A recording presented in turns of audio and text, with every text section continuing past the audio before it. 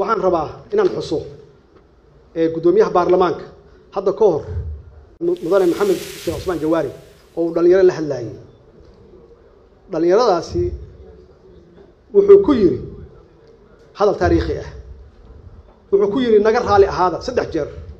naga raali ahaada oo naga raali ahaada waayo idin ma diyaarin wixii jiilkii annaga naga horeeyay oo SYL ka ahaa ee noo diyaariyeen oo wadanimada ahayd waxaan isweydiiyay haddaan idin hor imaado waa maxay waxyaabahan idin sheegi karo markaan aad u fakiray waxa igu horeeyay aan rabo inaan idin iraahdo oon idin mariyo dhalinyarada Soomaaliyeed anigoo ku hadlaya dhammaan dadka Soomaaliyeed muwaadiniinta Soomaaliyeed oo konton jir iyo wixii ka weyn ah magacooda aan ku hadlayo inaan idin iraahdo dhalinyarada Soomaaliyeed naga raali ahaada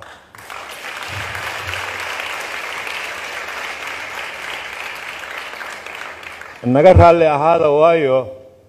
wixii annaka jiilkii annaka naga horeeyay facin naga horeeyay waxa ay noo dhiibeen aan ku soo barbaarnay idin ma hayno maanta idin ma dhiibi karo hadda idinka qalinka haysta qalinka idinku gacantiina ku jira xilibaan waa sharfantihiin waxa kala dooranaysaan inaad sidii gudoomiyaha baarlamaanka aad raali gelisiisaan kuwa idinka dambeeya oo aad tirahdaan markaan qalinka haysanay wax waa idin qaban weyn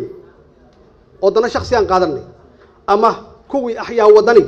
ee SYL ahaa oo midnimada Soomaaliyeed keenay jidkooda qaadaysaan wadankan badbaadidiisa horseed yaad ka noqonaysaan